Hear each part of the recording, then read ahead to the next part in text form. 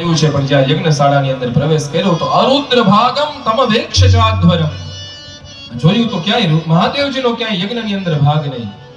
પોતાના અપમાનને તો સતીજી પી ગયા, પણ જોયું તો યજ્ઞની અંદર ક્યાંય શિવનું સ્થાન નહીં, શિવનો ભાગ નહીં. ત્યારે આક્રોશમાં આવીને સતીજી કહે સભાસદોને, સુનહુ સભાસદ સકલ મુનિંદા કરહી સુનહી જેહી શંકર નિંદા.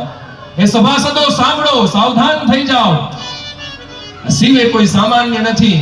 પ્રસંગોપાત પણ જેમ શિવ એટલો શબ્દ જો પ્રસંગોપાત લઈ લેવામાં આવે તો એ પ્રસંગમાં ક્યારે અમંગલતાની પ્રાપ્તિ થતી નથી.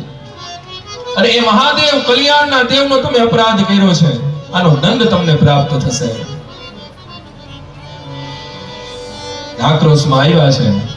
પિતા સામે દ્રષ્ટિ કરીને સતીજી કહે કે પિતાજી સાવધાન થઈ જાઓ. મારા અપમાનને તો હું સહન કરી ગઈ, પણ મારા સ્વામીનું અપમાન મારાથી હવે સહન ન થાય. તમારાથી ઉત્પન્ન થયેલા શરીરને લઈને હું કૈલાસ પર્વત ઉપર જાઉં, ત્યાં મહાદેવજી સામે બેઠા હોય અને મહાદેવજી દાક્ષાયણી દક્ષની દીકરી કરીને મને બોલાવશે તો એ પીડા હવે મારાથી સહન નહીં થાય. માટે અતઃ સ્તવોત્પન્ન વિદમ કલેવરમ દધારયસ્ય સિદ્ધકંઠ ગર્હિનઃ. એમ કરીને માં ભગવતીએ પ્રતિજ્ઞા કરી લીધી, હે પિતાજી, તમારા દ્વારા ઉત્પન્ન થયેલું આ મારું આ શરીર તમારા દ્વારા ઉત્પન્ન થયું, હવે આ શરીરને હું ન રહેવા દઉં. આ શરીરને હમણાં જ પરિત્યાગ કરી દઉં. જોત જોતામાં ભગવતી જગદંબાએ ચરણ પધરાવ્યો, જમણો ચરણ, જમણા ચરણના અંગૂઠાથી પૃથ્વીને દબાવતાની સાથે જ પૃથ્વીમાંથી ધીમે ધીમે ધીમે ધીમે ધીમે ધીમે ધીમે ધીમે યોગાગ્નિ પ્રગટ થઈ ફડફડવા લાગી છે અગ્નિ. એ યોગાગ્નિની અંદર જ ભગવતી જગદંબા સતીજીએ પોતાના દેહનો પરિત્યાગ કરી દીધો. આખા જગતની અંદર હાહાકાર થવા લાગ્યો. સતી પોતાના દેહનો પરિત્યાગ કરી દીધો. ખબર પડી, ભયભીત થયા છે. યજ્ઞની અંદર પોતાની જ દીકરીનો પરિત્યાગ થઈ ગયો છે. ચિંતા થઈ બધાને. અને આ બાજુ ખબર જ નથી હો મહાદેવને આ શું થયું છે, કઈ ખબર નહીં. સમાધિ અવસ્થામાં બેઠા છે, ધ્યાનમાં બેઠા છે. એટલે કોઈએ કીધું કે ખબર તો કરો મહાદેવજીને કે સતી નથી રહ્યા.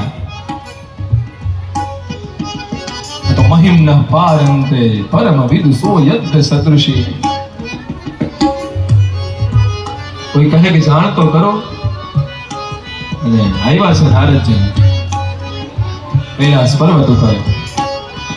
કર્પૂર ગૌરમ કરુણાવતારમ સંસાર સારમ ભુજગેન્દ્રહારમ